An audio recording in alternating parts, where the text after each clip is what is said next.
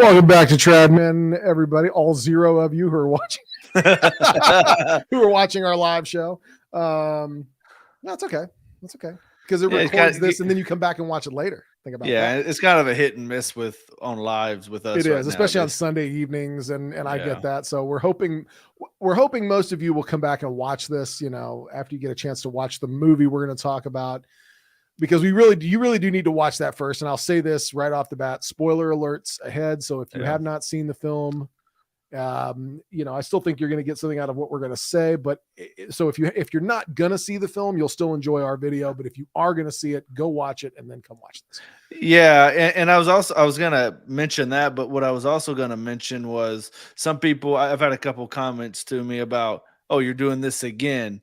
Yes and no. Like our last episode was with Patrick Flanery, and we discussed more than Nefarious. But even our discussion really didn't talk about the film that much. Yeah, it was time. Yeah, it was limited in its scope, and we never intended to get deep in the theology that we saw in Nefarious and the lessons that we saw in it with him, because it was more about the film itself from an actor's perspective and production and all that. But there was a lot in the film that we wanted to discuss that was not discussed in the previous episode. And before we do that, we're going to say a prayer. I know we usually say the Veni Sancti Spiritus, but because of the topic we're going to talk about tonight, Jason, I was thinking we could say the prayer to St. Michael the Archangel. And just if any of you are going to join along, this is a very powerful intercessory prayer against dark, evil forces, anything like that, that is totally appropriate for use by the laity at any time. So we recommend those of you who are joining us to follow along with us. In the name of the Father, and of the Son, and of the Holy Ghost. Amen. Saint Michael the Archangel, defend us in battle. Be our protection against the wickedness and snares of the devil. May God rebuke him, we humbly pray. And do thou, O Prince of the heavenly host, by the power of God, cast into hell Satan and all the evil spirits who prowl through the world, seeking the ruin of souls. Amen.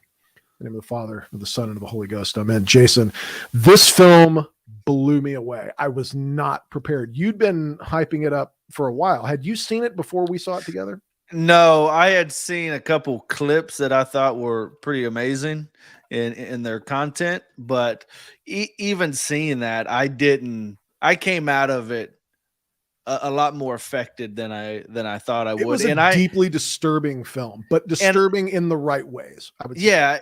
And you mentioned to me as we were walking out and standing outside, you said, you believe that it would be a good movie, and it was, but you had no idea the profound impact. Usually when you go to see like a Christian movie that is sort of targeted towards people of our religion or things like that, like I'm sure the message is very important and usually very good, but let's face it, the acting is usually not that great. The dialogue is not fantastic. The script is cheesy. Yeah, I'm not downplaying any of these guys. I couldn't write a better movie, that's for sure. So I'm not saying it's, it's these guys are hacks, because I could, I'm not a screenwriter or anything like that. But this was very different. It was one of the best films I've ever seen in terms of its script and everything. But the profound nature in which it affected me was very different. It made me really, and I'm still to this day, I am in the midst of like a 5-day examination of conscience. Where I'm looking back at myself and I'm thinking, man, I cooperate with evil kind of a lot. Yeah, and a lot of people have compared this to the Screw Tape Letters, like a modern day Screw Tape Letters, which I can see, but it's also quite different reading it versus seeing it on screen. And Sean did a really good job. Oh, he crushed it. I mean, of portraying a possessed man, and it just that visual and audio that you saw in the movie really affects you more, I believe, than when you read it on paper. But and you made the comment just now about you're examining yourself, and you're not alone in that how much we cooperate with evil in the little things. And that was one of the most profound statements in the movie, I thought, is that basically the psychologist, psychiatrist, whatever he was, had asked Nefarious. So for people that may have not seen it, give a quick synopsis of the film. Yeah. Basically. Yeah. So Nefarious is the demon, the name of the demon that has possessed a man named Edward. And they, through Edward, Nefarious has committed roughly, I guess, 6 murders and is on death row and scheduled to be executed that night unless there's a reprieve by this psychologist, right? Yeah, the psychiatrist has to determine if he's mentally sound to be executed, because if he were not mentally competent, they would not execute him, because he, for obvious reasons. So yeah, and the psychiatrist there to make that determination. And the psychiatrist came in. Of course, he was an atheist, which the demon mocked completely. But Nefarious had told the psychiatrist at one point, talking about how little we cooperate with evil at a time. We do it a lot, but in little ways. Mm-hmm. He said, no, we just don't come possess people, just like that. It's a lot of little yeses. So this guy, Edward, since he was young, like even as a kid, age of reason and all that, I guess, I think even before that, had started saying yes to little evils all the time, little by little by little. And then eventually those little evils turned into big evils and big yeses, to the point where now he has opened the door to allow the demon to possess him. And I remember reading Slaying Dragons, and there's part of the book that talks about, as fathers, you're the doorkeeper for your family. So your spiritual life affects your family's spiritual life, and we need to keep that door closed to our family by living holy lives, going to the sacraments frequently, and all those things. Well, this kind of reminded me of that as well, that those little yeses and staying away from the sacraments, why you may not ultimately be possessed, because according to exorcist, possession is actually pretty rare. You are opening yourself up to oppression, which is still not a good thing. That is true. And actually, while we're on this topic of, because we're going to talk not just about the film, but there's obviously going along with this going to be a lot of spiritual warfare discussion. Here's what I liked about the film most to me. There are other movies out there that deal with the topic of the demonic and demonic possession, demonic infestations, and spiritual warfare. But these other films approach the subject from almost a vantage point of entertainment. And it's sensationalism, titillation. Yep. I cannot say strongly enough, when you're talking about this subject matter, you're talking about the demonic, the spiritual warfare, Satan, the demons, we must approach this from a vantage point of, we're trying to arm ourselves with information that is going to help us in the spiritual battlefield. If you approach these entities with curiosity, entertainment, titillation, excitement, interest, that's very dangerous. And I do not recommend, okay, I'm going to prepare myself for spiritual warfare by getting a lot of movies about demonic possession. I don't think that's a good idea. I don't think this movie is there to prepare you for spiritual warfare.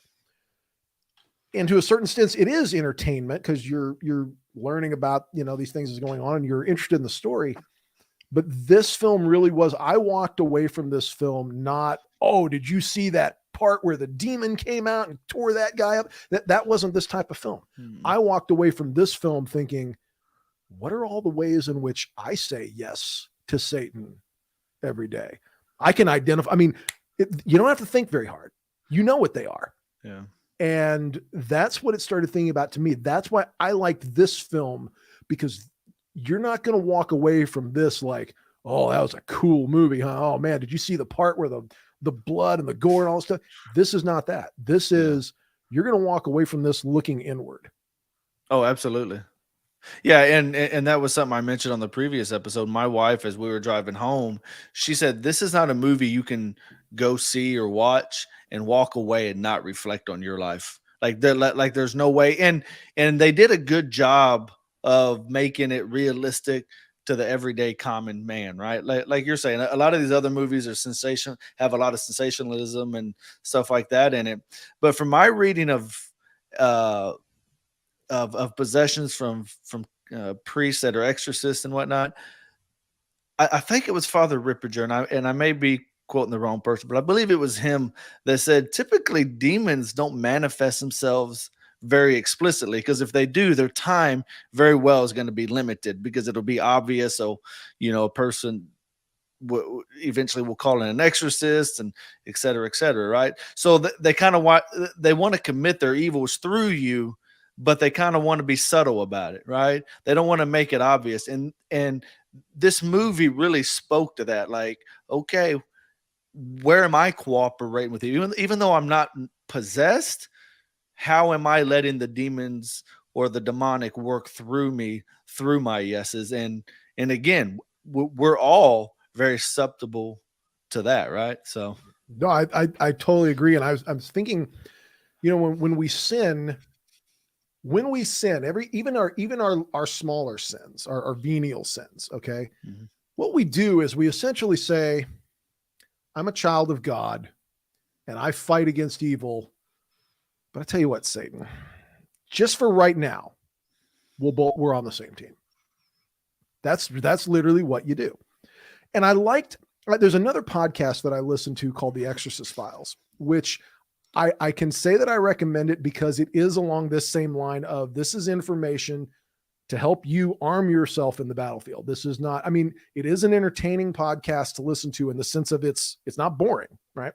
But this is not just an entertainment spectacle. Well, did you know that the priest on that podcast was a consultant for this movie? I think you were telling me that. And that makes sense, because with this priest, what he explained, I always had a problem with demonic possession. I never really understood it. It didn't make sense to me. And I always thought, isn't this kind of the superstitious stuff that we should leave behind? Because and that's the scene in the movie.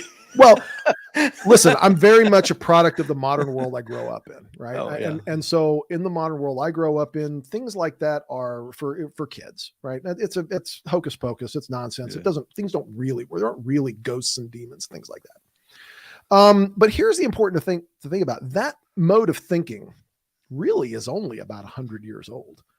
Humanity has been around for a lot longer than that. You really sure that your ancestors are as superstitious and silly and stupid as you think they are? Absolutely sure about that? I am not. I don't think my ancestors were idiots and that I know everything. They knew how to grow they knew how to grow their own food. They knew how to grow. They certainly knew how. They certainly knew how to write a better liturgy. Anyway. Oh, okay. Now listen. When we talk about the demonic, it is very much a subject of property rights. When you sin, you cooperate a little bit with evil, you establish a relationship with the demonic. And this was explained to me when I was having questions about the Ouija board stuff, because this just did not make sense to me. How can a toy mass produced in a factory be the gateway to hell? It just doesn't make any sense. Well, here's the way to think about it. It's not the Ouija board itself, because you're right, it's just a piece of cardboard. Essentially, though, this is a neutral ground in which you can meet the demonic. Usually when you conduct spiritual warfare, you do so in your mind. You're being tempted to a sin. You start praying the Hail Mary. You're involved in spiritual warfare right now. But you're doing spiritual warfare in the mind of a baptized Christian. So Satan is already at a huge disadvantage. You're God's property. He's already put an indelible mark on your soul that you're his. But when you come out with this board, you say, okay, I tell you what, let's leave this inner space and let's meet on a neutral ground. I agree to take off all my God armor that I get as a baptized Christian and meet this fallen angelic being on neutral ground. This is a catastrophically stupid idea. I mean, when you think about it in that regards, this is a really, really bad idea. So spiritual warfare and demonic possession, infestation, all that stuff is really about permissions. The demons don't just take over you out of nowhere and then you're demonically possessed. It's very much you're giving them permission. That's how much God respects your freedom. You have the freedom to cooperate with the enemy. And God cannot remove a demon that you give rights to. And in fact, the exorcist that in the Exorcist Files even said, I don't perform exorcisms unless the infested individual, the victim, agrees to close the door that they open, because otherwise, what is the point? Yeah, and they even Nefarious even mentions that in the movie. He asked the psychiatrist, said, "Hey, let me come in you," because he made it plain. I can't just come into people and possess them without their basically their consent, right? So it speaks to that. And they also, you reminded me of this, where God gives you the choice and everything. He respects your decisions, whether right or wrong. He's going to give you free will.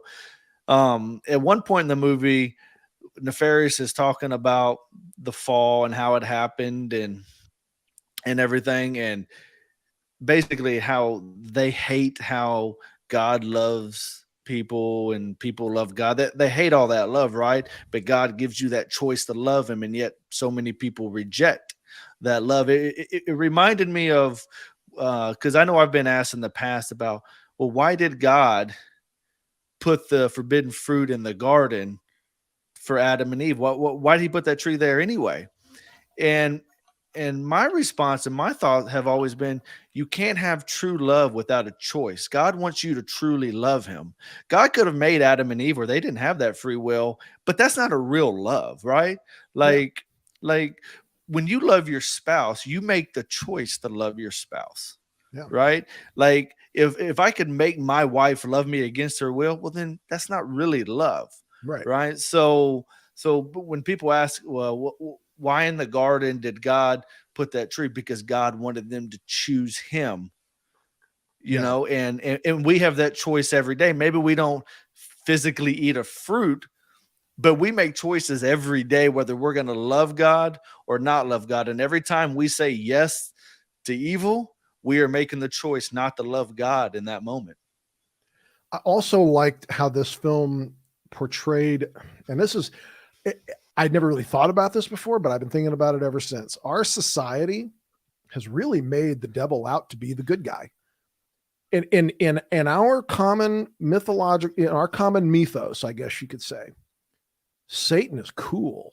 And God is kind of this old, he just wants to ruin your good time. Satan is cool. He has all the cool rock and roll music. He's got all the cool celebrities. He's cool, man. And what this film showed you is these demons are not your friends. They don't even like you. They hate everything about you. They hate you with the fury of 1,000 suns. And once they get control of you, all the favors they're throwing you will stop.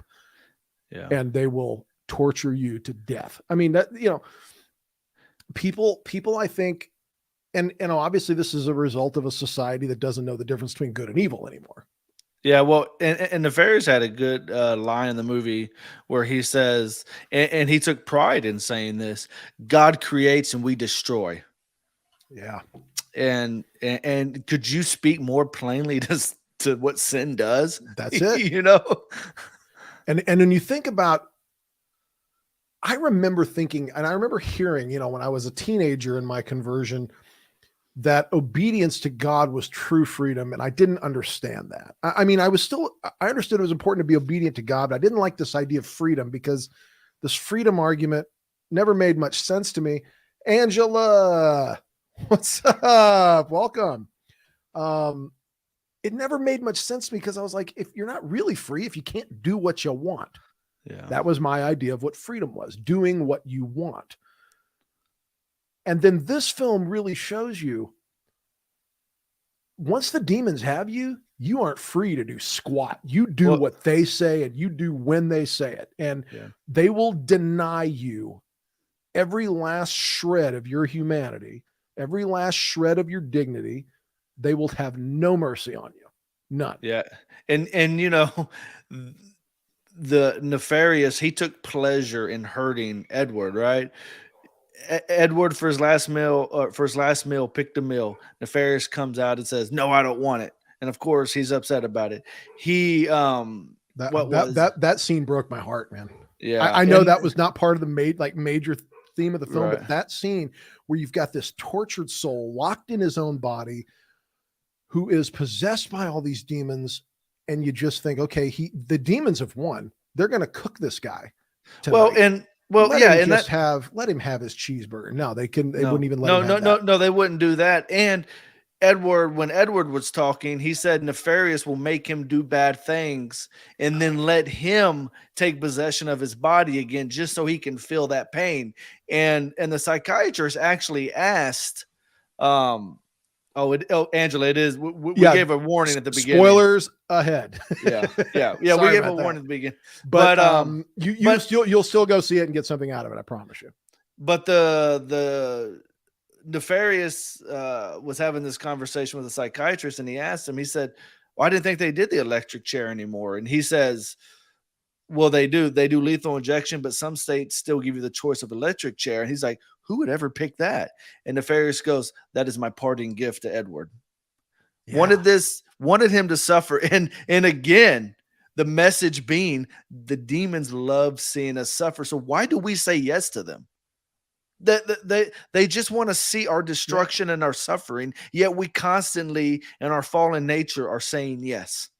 Yeah, because we like the idea that if you ever been conned, I've been conned before by somebody telling you something that's so sweet, and in your mind it can't be true, but the idea that it could be is so comforting, and so that you sort of block out the obvious red flags that are right in front of you. Well, these demons know that. They know that. And it's not, and I don't want to give you the impression that demonic possession is the ultimate thing to be avoided. I mean, obviously it is, but demons can be in your life. In fact, the vast majority of evil that you will encounter in your life will not be demonic possession. It will be temptations. Well, no, right? and things like that. And they address this because this movie also addresses the culture wars going on right now. It does. And to your point, the Nefarious is like, you think you're doing great. Look at we're doing evil in front of your face and you don't even know it. And it's like, and that was during the dialogue of the culture wars, right? Yeah. We need there's several parts in the film where the demon is having this conversation with the psychiatrist, and the psychiatrist is explaining, look, your side's not doing too well. And the demon says, oh, really? Psychiatrist says, yeah, because we're eliminating racism and we're fighting for equality and inclusion and equity and all these wonderful things that we're doing. And the demon just starts laughing hysterically. And he's like, and one of the things he says is you're eliminating racism and how wonderful you are for that. Did you know there are 70 million slaves in the world right now? 40 million, I think it was. 40 million. There are 40 million slaves in the world. Actually, when he said that, I was like, take that number and double it because that's the actual number. But okay. He said there are 40 million slaves right now. And he said, you want to know what the best part is? It's actually the worst part. Greater than the Roman. He even said it, greater than the Roman Empire at its peak. Yeah. And then he said, and you want to know what the best part is? Half are sex slaves. Mm-hmm. And I was like, boom.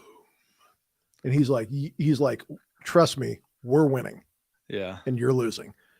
And the fact that you don't even know it's a game is the reason why you're losing. Yeah. I mean, and then they had a lot of things. They had a lot more during that dialogue because they did talk about the racism. They talked about the literacy rates and all these things. But yeah, that right there was out of that was awesome. And another part of the movie that I thought was real deep, and I did talk about this some on our interview with Sean last week, but I don't know if it was intentional or not necessarily the way that I view it. Gut punch. That's right, Ange. Oh, Ange, wait, the gut punch is coming because there's some abortion dialogue in this film. Oh, the abortion dialogue. My wife cried over that. I was praying the Hail Mary. It hurt.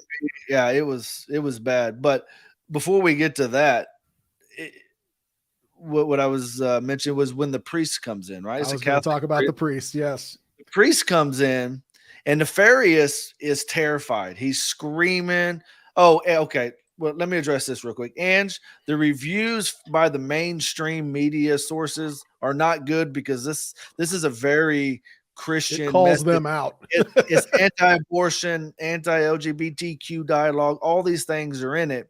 But if you look at the like take the Rotten Tomatoes that's been posted everywhere, it's got like a 30% review, but like a 97 or 98% review among people that have actually gone and seen it. The audience score. You know, I've told people, and I told Anthony this the other day, I said, if you go to this movie and you don't leave it reflecting on your life, I said, I will send you the money for your tickets, because that's how confident I am that this movie will touch you. First of all, you know, when the priest walks in, you're going to have because he walks in this multicolored stole, and I was like, oh, brother, here we go. Hey, honey, there's my wife. Hey, a movie is terrifying. Yes. So Nefarious, so he's terrified at first, and he even harkens back to the gospel. I believe it was where this man was possessed, and Jesus, it was a legion of demons actually, and Jesus sent them into the swine. They ran over the hill, but he says, "It is not my time yet, carpenter," and stuff like that, right?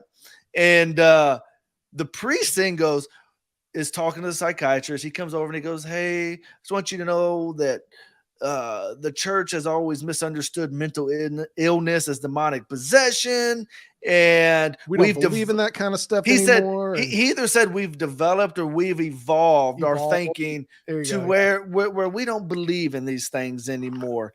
And immediately you saw the switch in the Nefarious. He sits down. He's like, "All right." Yeah, he immediately sit down, his posture, and he starts joking. He's laughing. He's mocking the priest. He's mocking. Then the priest leaves. He goes, "Where are you going?" Yeah. Where are you going? Come back. I want to sit down. No, it perfectly. Yeah, he was. That's exactly right. Poor Edward was being, and tortured. Not in the ways that you think of people being tortured. Yeah, it's all happening on the interior, but it's still. So that's why Sean Patrick Flanery crushed it. And what were we saying? We were saying about the priest. Priest. As soon as he walked out, he comes down this multicolored stole. He's some ancient baby boomer. He's probably at Vatican II, and he just studied at the Gregorian. It spoke to the issues we're having in the church right now, and it made me think that, I remember also reading that exorcists are saying it's harder to exorcise people that are possessed because the church is weak right now. The faith of the clergy and the lay is so weak right now that it makes it harder to expel a demon from a person, right? And it really spoke to that. Like the clergy, their faith as a whole, among many of, I'm not going to say all, because we do have don't get me wrong, we do have a lot of good and holy priests, but we also have a lot that believe we've evolved past this ancient thinking, and we're in the modern world where we've got everything figured out, right? Yep. And even among lay people ourselves. And it's this line of thinking that the demons have become more bold than ever. And you saw that in the movie. He went from terrified to bold and mocking the priest, like, "Get out of here, Joker." And Sean, when we talked to Sean, he even said it in the interview. Remember, he says, the demon Nefarious noticed that this priest is a fraud, and nobody respects frauds. Nobody. And I was like, that's a perfect way to explain it. Yeah. And let's talk for just a minute about, because we've been talking about this idea of doors all the whole episode. And the film obviously deals with the subject of the demonic and demonic possession. And there is this idea of doorways, and we talked about permissions, right? So demons are pure spirits, just like angels. So I would define a pure spirit as consciousness not bound by time and space. Okay. It's a pretty simple definition. I think it works. But essentially how they work with us is relationship wise. You want to have a good relationship with the Lord. It's not enough for Jesus to just be the Messiah, and whether or not you believe it or not, the grace isn't going to have the effect on your life if you don't have a personal relationship, right? Satan is the same way. So let's talk about these doorways. Now, I think a lot of people get that obvious doorways are the occult, fortune tellers, sorcery, the Ouija board, stuff like that. But there's other ways you can open up doors also. And Jason, you were talking about the movie Slaying Dragons. No, the book. It's the book. I'm sorry, Slaying Dragons, and that talks a lot about doorways, does it not? And the different doorways. Because it's been a few years since I read it, but I do remember specifically from that book. It talks about fathers and husbands being big doorways to your family, and that's always stuck with me. Yeah. By the way, he does have a new book out, which I haven't read. heard good things about it. So after seeing this, I may go ahead and pick that up because the first book was good. I'm kind of on the topic anyway, I guess, where everything's going. But anyway, I digressed. And we're trying to get an exorcist on the show, but this is incredibly difficult because the Catholic Church does not consider exorcism a spectator event. The names of people who are involved in these procedures are always kept confidential by the Catholic Church because this is not a game, right? And that's the important thing, that the church does not consider this a game, something that's to be messed around with, something that's to be played with. It's very serious stuff. I will tell you, one of the things that I learned was a gateway. And once I learned it was a gateway, and I believe it was a podcast by Father Ripperger. It might have been, you know what? It was actually the Exorcist Files, excuse me. Is that pornography is a gateway to the demonic. Now, a lot of people would think, okay, obviously it's mortally sinful and it's a mockery of God and his plan for creation, to be sure, but a gateway to the demonic. Yes, sir. Yes, sir. Make absolutely no mistake. Any kind of mortal sin can over time, you're establishing a relationship with the satanic, and especially with pornography, because it's so isolated and private, and the demons can tempt you to do it because our society says there's nothing wrong with it. And so it's just a sort of, it's a healthy expression of our sexuality, all that, the other thing. And the next thing you know, you've opened a doorway. Well, not only is the pornography aspect of it evil, but in a lot of these films, as more and more stuff comes out, there's evil behind it, in the sense that a lot of these women are basically sex slaves. They've been sex trafficked against their will. There's rape videos on there that people don't know. So not only is the pornography aspect of it evil, but the production of many of these, for lack of better terms, is very evil. So like, you're open. I can definitely see that, and I agree with it wholeheartedly, because there's a lot of avenues, a lot of doors to open by getting involved with pornography. Yeah, big time. We cannot play around with this marvelous gift of the sexual faculty that God has given us. He has given us an opportunity to participate in his creation of a being that will live forever, made in the image and likeness of God. That's raw power. I mean, there is nothing more powerful than that.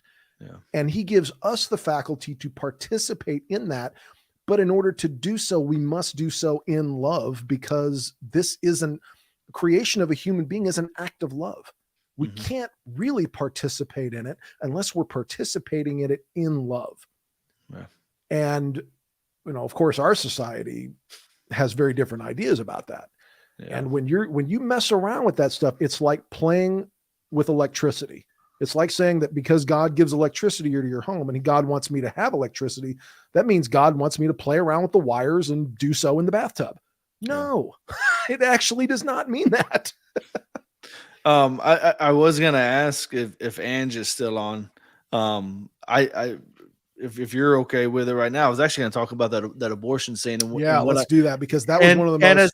And as a setup to that, I did want to mention that. Again, spoiler alert for people who haven't seen it, but this is also in the trailer. But he tells Nefarious tells the psychiatrist, by the time you leave here today, you will have killed 3 people. But it's not in ways that he thought or anybody thought. One of the first murders that he committed, and I guess I shouldn't have done air quotes because it really is euthanasia, assisted suicide. Because the psychiatrist, who again was an atheist, a proclaimed atheist. Which side note, isn't it funny how at the end of the movie, when his life was in danger, all of a sudden he was praying to God to protect him? Yeah. There's no atheists in hell. There's no atheists in the foxholes, But he's like, no, you had your mother killed out of convenience for you, because she was a burden on you. Because the psychiatrist kept saying, she was in pain, she was old, her quality of life wasn't good, blah, blah, blah, right? And then Nefarious comes in and goes, no, you did it out of convenience. You did it. And I was like, oh, holy crap, this movie's already talking about talking about the evils of euthanasia, assisted suicides, right? Yeah.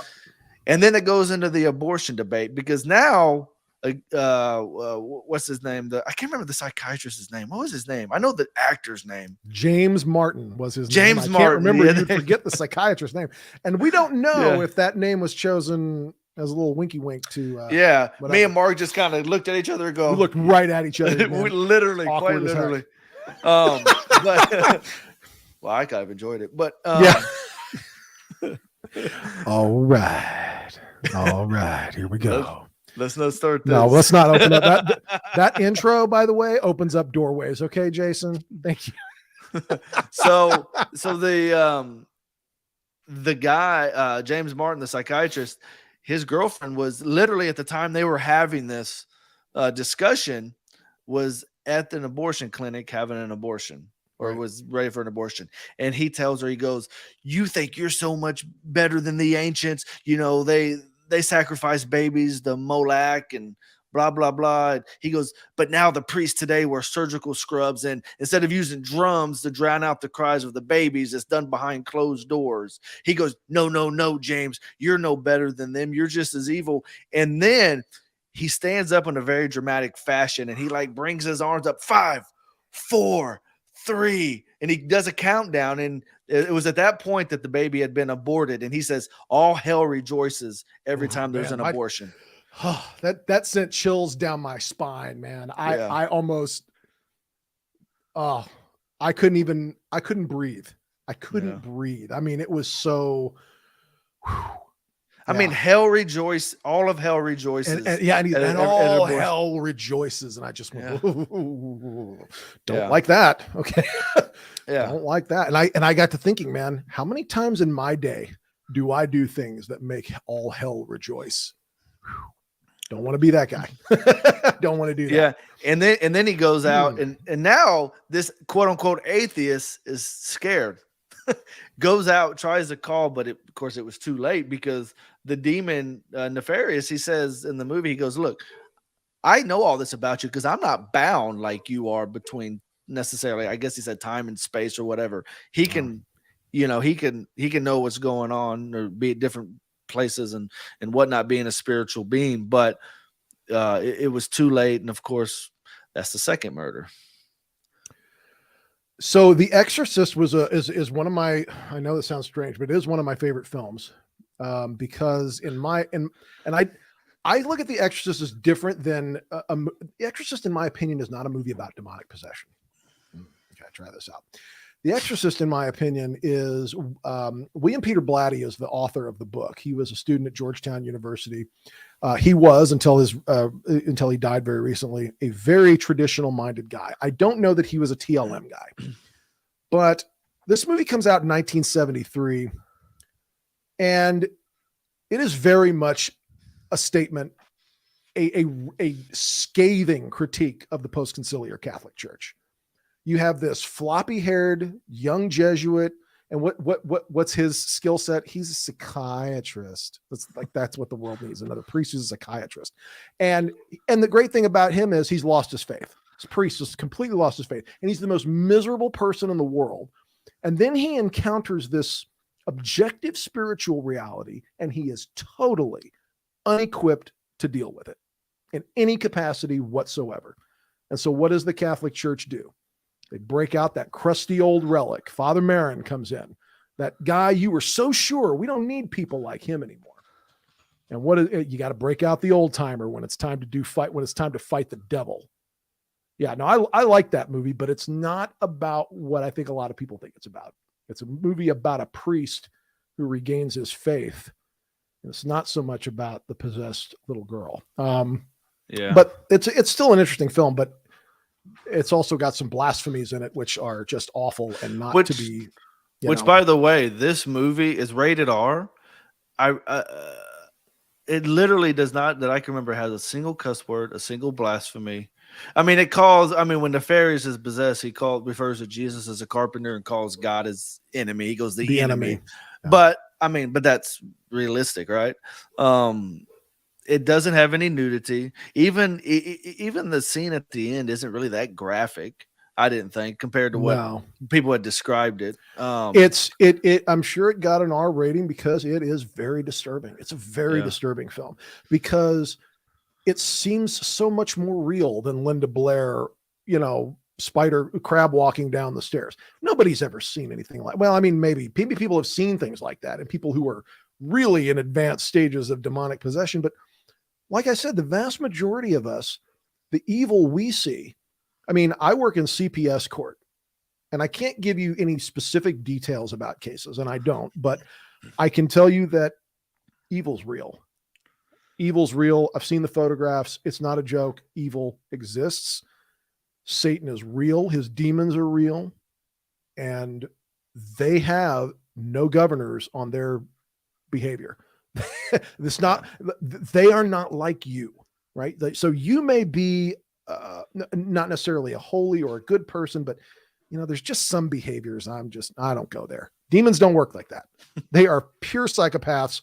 All of them. They have no empathy or sympathy for you. And there is no set of behaviors that is off limits to them. Yeah. So don't mess around with that stuff. But, and I was looking at because I was taking a little bit of notes during the movie, and we've kind of touched on two of these, but I did want to bring up a couple points. What's up, One is as Catholics, we teach, and I know there are evangelicals that teach it as well, Protestants and whatnot, but typically Catholics will say that men are the ones that want abortion the most because it allows them free reign to use women as they see fit. And remember during the movie, he says, what does he say? He goes, you had this, you got your girlfriend pregnant and you want her to abort the baby just so you can leave her. He goes, you're planning on leaving her, James. Yeah, and he's like, and then she's going to find out that she aborted her kid for nothing because you've already gone bored with her. Yeah, because and he goes, I lost my train of thought right there. But yeah, he was like, you're just going to leave her, and that was it. And then the psychiatrist James Martin, he goes, he says, don't tell me how to live my life. She can live her life how she wants. I can live my life like I want. What's the message? When we live our lives like we want, we fall. And earlier I mentioned where Nefarious says God creates, we destroy. He also says, remember, God created man in his image and we remade you. I forgot about that part. Wow. Yeah. We remade you. We changed your thinking. We reoriented your thinking. That's what he said. He reoriented your thinking, changed your culture, and made you to the point where we can do evil right in front of you and you won't say anything because you don't even know what evil is anymore. You don't even know the difference between good and evil anymore. Yeah. And I was like, well, if the shoe fits, I hate to say that any demon is right, but if the shoe fits, we should wear it. Now the film it's really made me get serious about things which I think I had let slip to the side. Daily rosary, saying my prayers, my daily acts of piety. Like I do the breviary or some hours of the breviary and the rosary and things like that. Because, well, the Catholic Church is going to hell in a handbasket. Nobody's going to miss me anyway.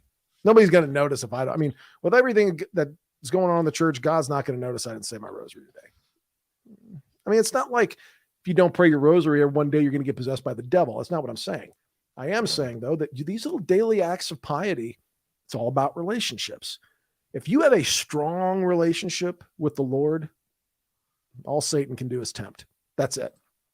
That's why the sacraments are so important. That's why the sacraments are so important. And speaking of the sacraments, in this podcast that I follow, The Exorcist Files, which is a great podcast. Go over there and listen to it anywhere you get podcasts.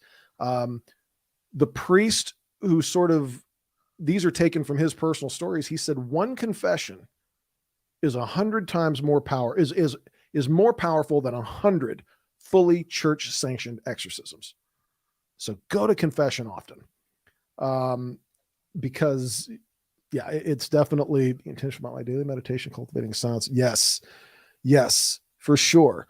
I think, hey, welcome to the club. Welcome to the club. And this is one of the things I've had to get more serious about and really dial in. And, when I was telling my wife, I was like, such a simple thing as I'm not going to church this Sunday. I got too many other things going on. I love God. He loves me. I'll just have to love him from the house. Okay. You say so. I don't recommend that. I don't recommend that, because it's about relationships. And if your relationship with the Lord is weak, he can smell that. The enemy can smell that from a mile away, and he will come. And he will try to fill that void. Don't get it twisted. Well, Cardinal Sarah wrote a book about the power of silence. Oh, it's a great book. It's probably one of my favorite that he's written. Yeah. Well, I'm glad you took me to see it.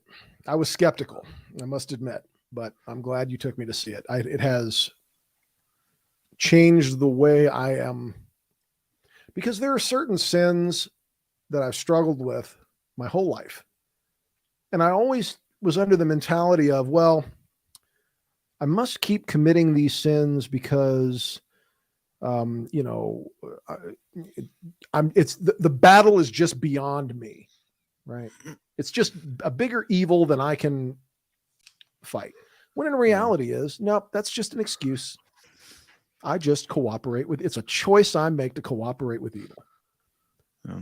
And then once you realize that, there's a certain empowerment in that, because now that you know it's your choice, you can choose to stop, to not do that anymore, to walk a different path.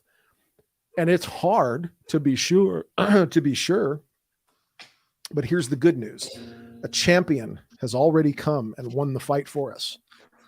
And he wants to fight the fight for us. But we have to invite him in. We have to accept, we have to let go and let him fight the fight, because we're outmatched, is the nicest way I know how to say this. The most intelligent being that God has ever created has done nothing since the dawn of time than think about how to drag your soul to hell, kicking and screaming the whole way. Without Jesus Christ, there is no fight to be had. You're done. Yeah. Period. Well, again, a spoiler alert to the end of the movie, because I did want to make a point. So after Edward is executed, all of a sudden the demon goes into James' mind, because James is there watching the execution. And don't forget, hello, James gave him permission. Gave him permission earlier. Says, "Hello, James." And then all of a sudden, James grabs a gun out of a detective's that's sitting next to him and tries to kill himself. But James says, "I was never in control of my body." It was like, I had my mind, I don't want to do this, but I was not in control of my body. He pulls the trigger, he doesn't die. He's praying to God, God, protect me. And fast forward now, a year later from this incident, James had taken a manuscript that Nefarious had wrote and apparently edited it and did all this stuff to it and made a book out of it. And he was on the Glenn Beck show in the movie. And you could tell that James knew what had happened was real, but he was still questioning whether he really believed in God and stuff like that, right? He's still holding on. And the one thing that I thought about was when people say, if God will just show me a miracle right now, I will believe. And my response has always been, yes, you had thousands that saw Jesus perform miracles and walked away. Seeing a miracle is not a guarantee that all of a sudden you're going to believe, right? Because people did that. And this kind of spoke to that to me. Again, I don't know if it was intentional or not, but James Martin, the psychiatrist, had literally had an hour and a half conversation with the demon, had the demon possess his body momentarily and talk to him in his head, and yet he still questioned whether he believed in God. It was kind of a battle you could tell he was having. And it's like, dude, faith is a gift from God, right? I mean, it's as we say, the Holy Spirit converts. God doesn't convert. I mean, there's obviously a participation aspect on our part, right? Sure. An effort on our part that we have to get there.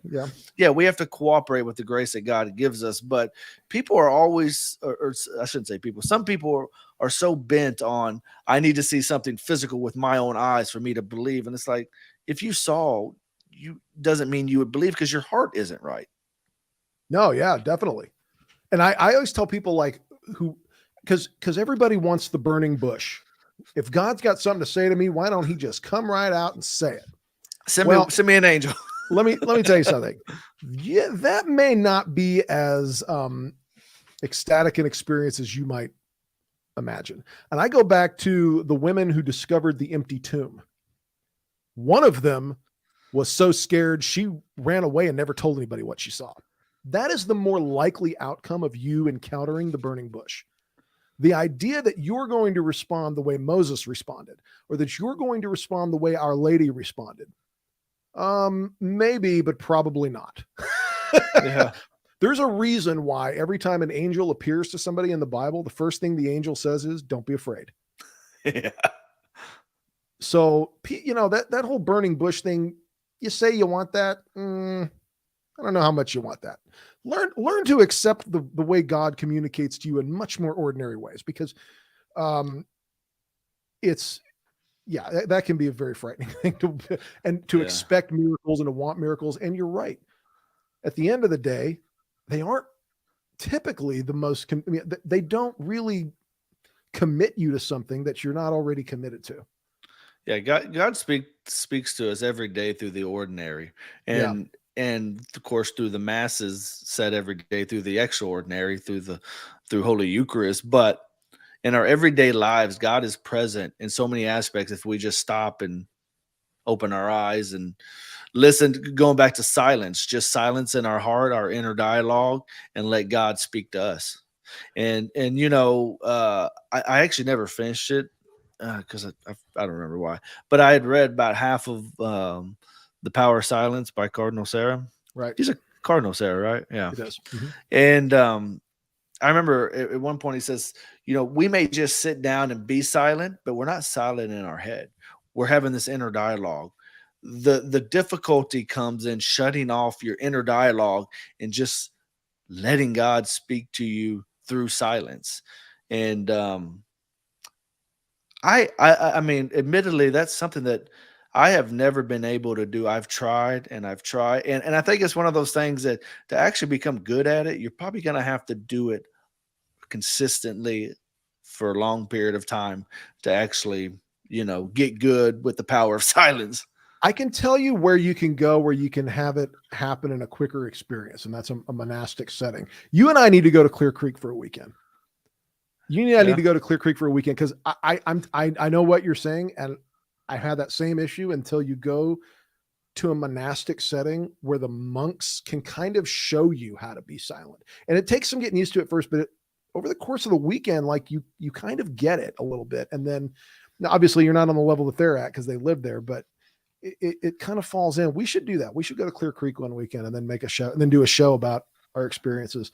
We've talked about that. I know it's hard to get away, and we'll figure it out. But I wanted to end our show real quick with some practical advice. So if you do find yourself the victim of demonic attack, the victim of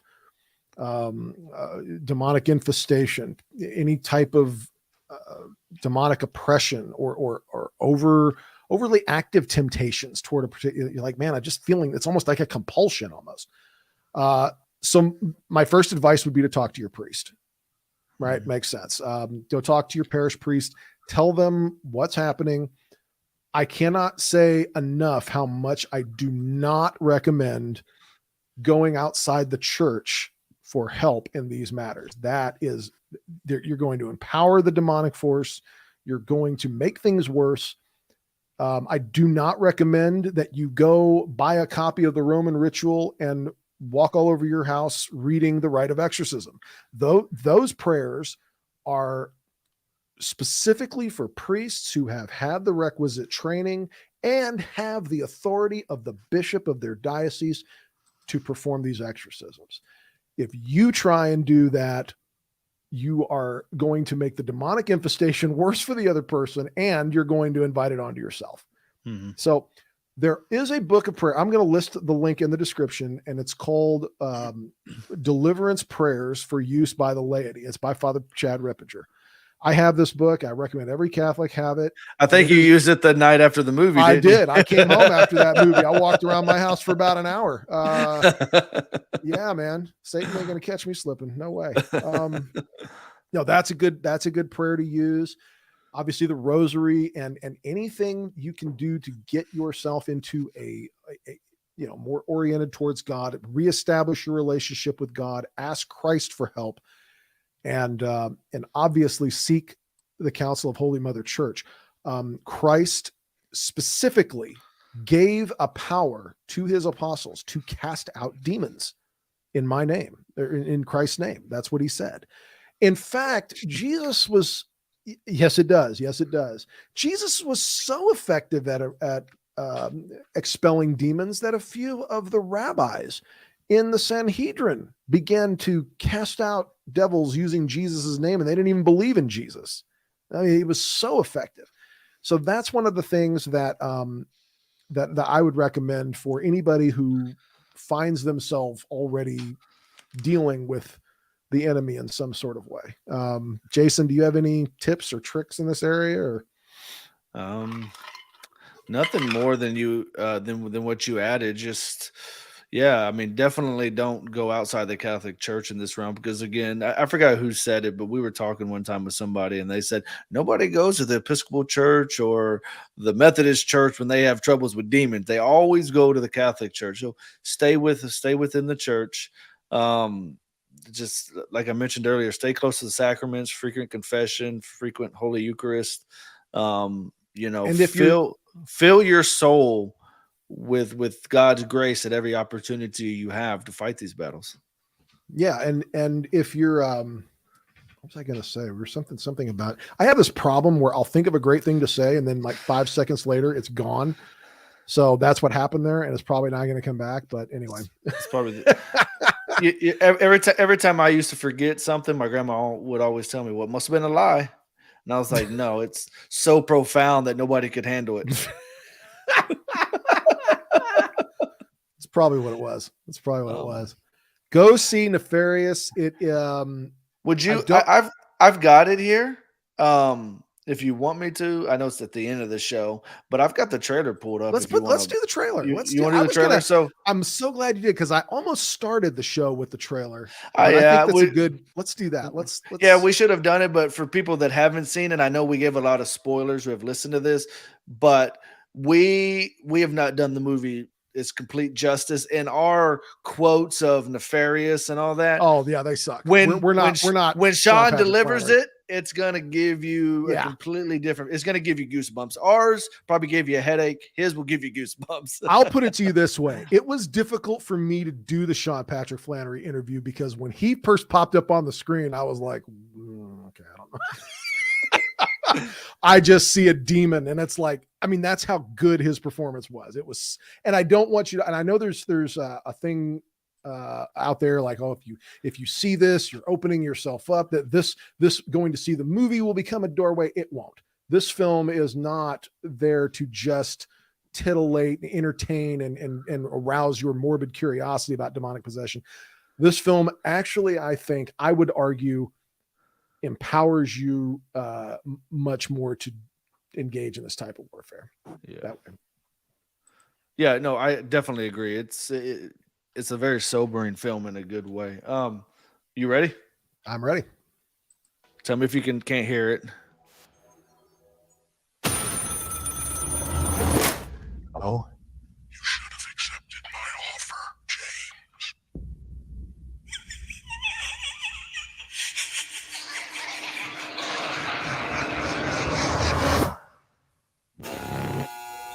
Execution scheduled for 11 p.m. But he's trying to convince us he's gone insane. And therefore incapable of being executed. I need you to prove he's faking it. Edward, let me ask you some questions. I'm not Edward. I'm a demon. Demons aren't really a thing. What happened to Edward? We own him. We? He's a master manipulator. You have your head so twisted around you think you're the killer, not him. And give me something to make me believe you. Prove to me you're a demon.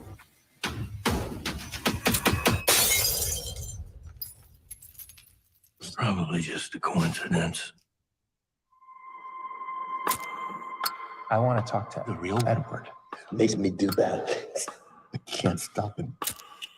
I need you to see something. You got a fan. Did the same thing with all his victims. Help me! I'm trying to, Edward, but you have to answer my questions. You have to tell me the truth.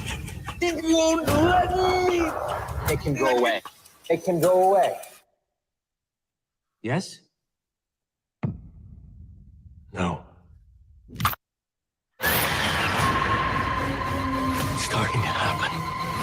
Can you feel it, James? Can you feel it?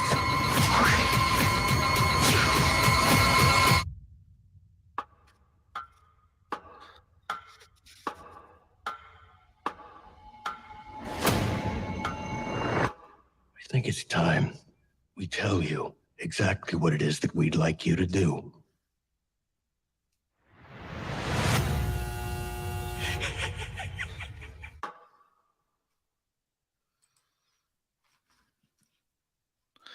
Yeah.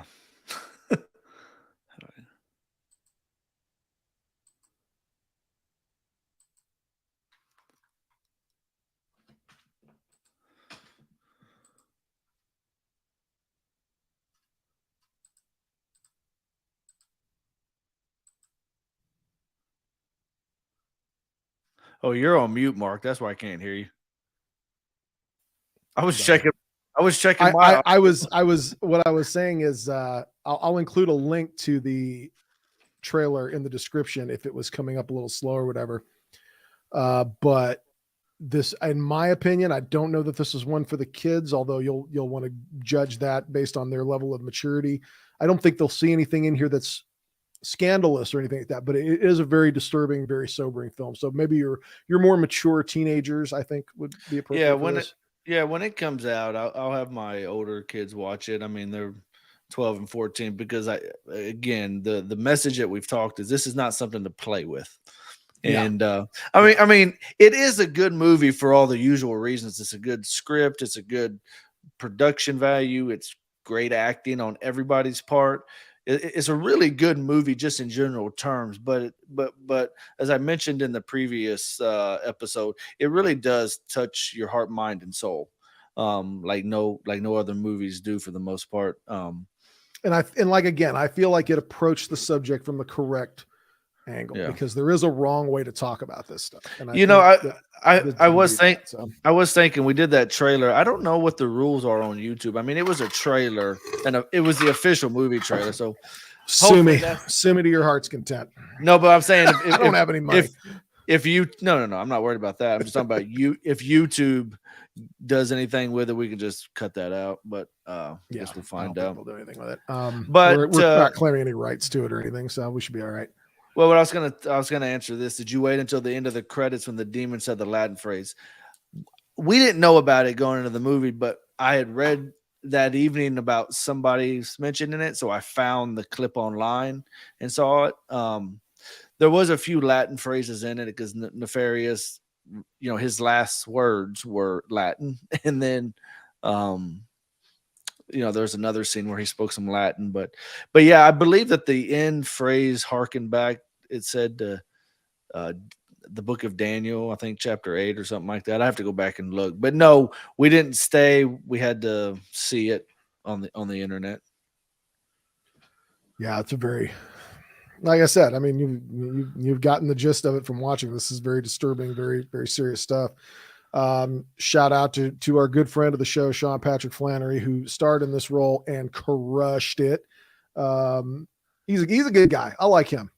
No, he's very down to earth, very personal. Like I said, he's I don't know, the time I've known him, like I said, he's a good guy, good family, good kids, good wife, all that stuff. Let me ask you this: are you going to see the movie again? Because I know I plan to. No. I plan to never see that film again as long as I live. Message heard, understood, received, and acknowledged. I told Jason he's welcome to go see it. He can buy the friggin' Blu-ray if he wants to. I don't care. I'm not going back in there, man. That was terrifying. And I like horror movies. I went dude, I'm the guy who liked The Exorcist. They thought that was a cool movie. I mean, this movie was incredibly troubling. No, I don't no, think I'd watch The Exorcist again after I watched this movie because I will see it because I did enjoy the like I said, the movie just being a movie itself. I enjoyed it. But again, I enjoyed the message. Like you get goosebumps a lot throughout it, and I don't know. I think it's pretty cool to hear those things because I've even watched some clips like on social media from it, and still gives me goosebumps. My boy. Even though I've heard it 2 or 3 times, it still gives me goosebumps. Yeah, maybe I'm still like such a cooperator with evil that it hurts me to think about it. I mean, I'm dead serious. You leave that movie and you start thinking about all the little ways, and I'm this Catholic podcast guy, so I'm out here claiming to be some kind of moral authority on something, but I'm not a moral authority on anything. We let's loud and clear to everybody. We have never claimed to be an authority over anything. No. Everything I tell you, every good thing I have in my life, I have because Christ gave it to me. And not because the devils gave me anything. Every awful thing I've ever had in my life was a gift of hell. And every good thing I've ever gotten in my whole life is a gift from Jesus Christ. So, yeah, that's that. That's the rumor, Connor. You do a Catholic podcast. More or less. I hope the content of it reflects the moral and theological teachings of the Catholic Church. I hope so. That's otherwise it truly is a nefarious theology. It is. It would be a nefarious theology. Gosh, go see this film and then pray about it and pray for.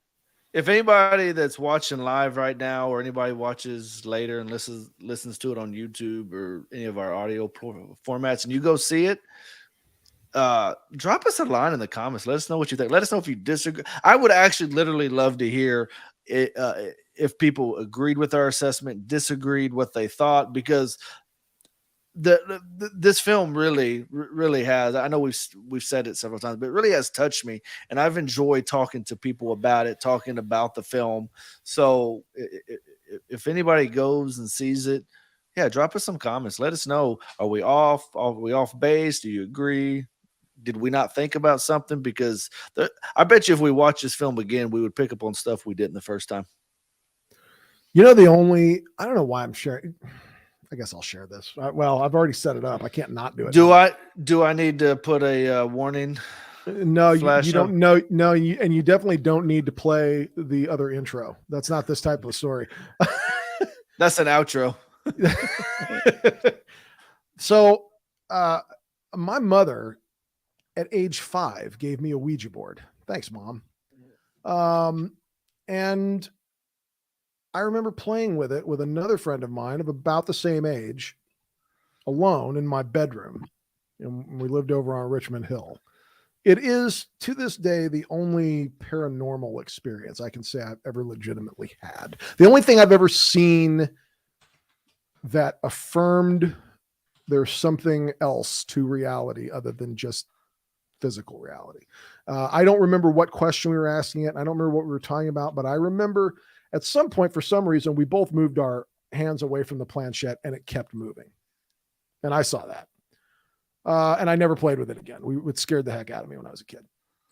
I can't help but think, even you would not give your cell phone to a 5-year-old and say, okay, good luck on the internet. Peace. Essentially, and you give somebody like that a Ouija, you give a 5-year-old kid a toy like that. You basically said, okay, go play chat roulette with the spirit world. I mean, holy crap. I can't think. Seriously? Yeah. Yikes. Now that's the only, that to this day is the only experience I can say, honestly, was like a paranormal, experience I've had. Every other supernatural experience I have had has been the result of divine grace, and thanks be to God. But yeah. Don't play with Ouija boards, man. Don't recommend it. Well, that's our show, everybody. Have a pleasant evening. I've actually only seen bits and pieces of The Exorcist because I'm not a big horror movie. And I don't genre guy recommend anyway. The Exorcist. The Exorcist thematically has a lot of good points to make. There's a lot of blasphemies in the film that I can't talk about here, won't talk about. And so it's not like, oh yeah, go see this film. But if you happen to have seen it and you walk away from it, you get what I'm talking about. But this Nefarious movie is a must see for adults for sure, because we're all, with our behavior, we're all bringing the devil into the world here. Thank goodness. We've all got to stop. Thank goodness. Be here soon. Thank goodness Sean isn't a method actor. You know, for this and he was movie. quite clear about that. He said, Yeah, look, yeah. I do not try the method. I don't believe in the method. So people are always asking me how I prepared for the role, because they're concerned about that. But there was no occult or anything like that going into the role. He did his research. And then, Sean Patrick Flanery is he's a great actor, and he's very convincing in his role, and that's what he gets paid to do, so my hat's off. I commend him for his performance. Yeah, for sure. But yeah, thank God he's not a method actor. Yeah. And you know who is a method actor? And that's why I was not as excited about his conversion as everybody else was. Shia LaBeouf. Let me tell you, Shia LaBeouf did a movie where he portrayed a Serrano gang member. The Serranos are a gang from California, prison gang. Okay. He portrayed a Serrano gang member. So what he did is he actually joined a clique. He clicked up with a Serrano gang in Los Angeles, got tattooed on him and everything. That's how he prepares for a role.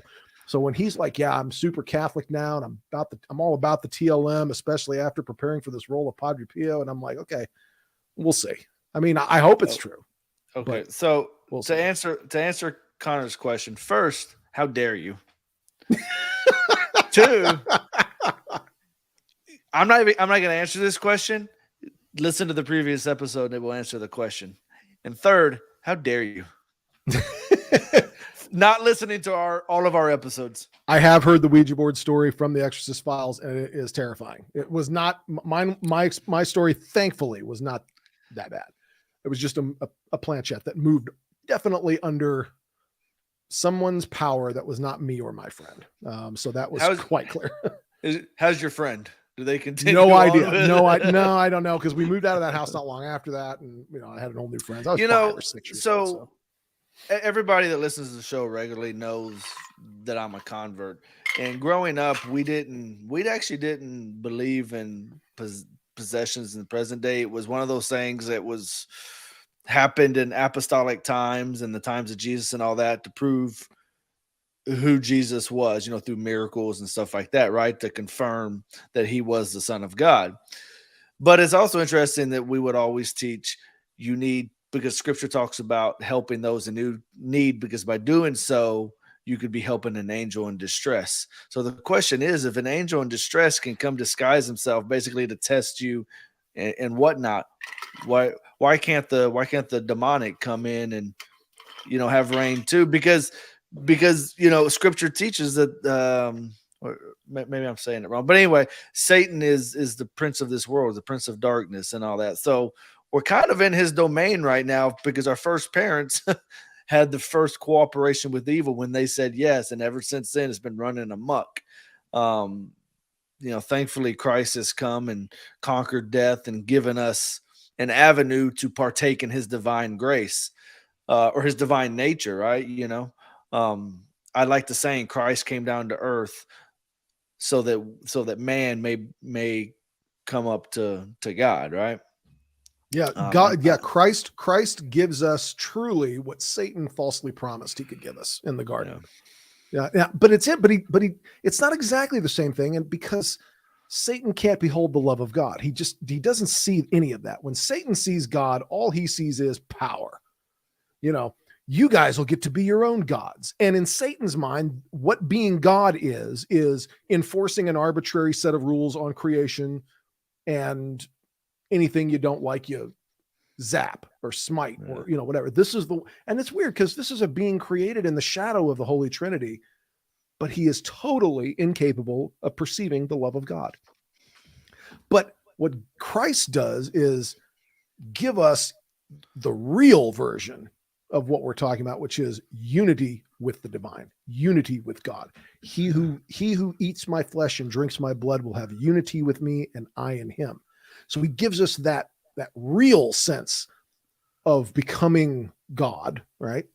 Of divinization, where Satan falsely promised, because Satan doesn't understand what it's like to be God. He doesn't understand God, which is very strange to me. Well, because- it goes back to you can't give what you don't have. How can Satan give Yeah. you the share in the divine nature of God when Right. he doesn't even possess it himself? But Christ, who possesses it, came, died on the cross, and has given us the opportunity to partake in his divine nature because he has it to give.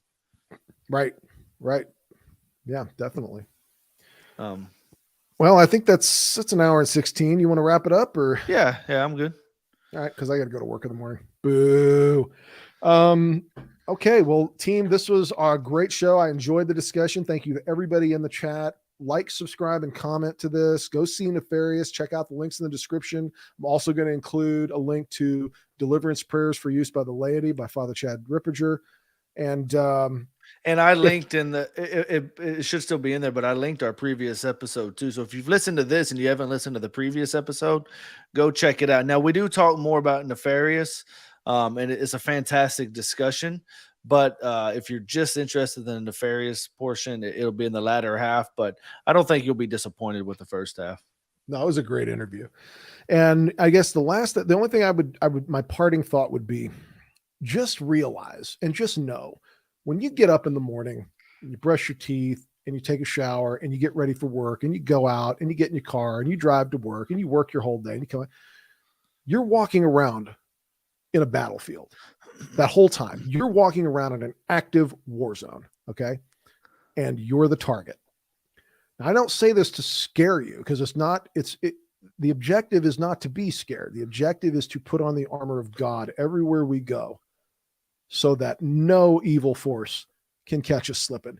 And when we look back to the Lord's Prayer, and this is something even Pope Francis talks about in one of his encyclicals, we translate that Greek word, deliver us from evil, but it's personified evil. A more correct translation of the prayer is deliver us from the evil one.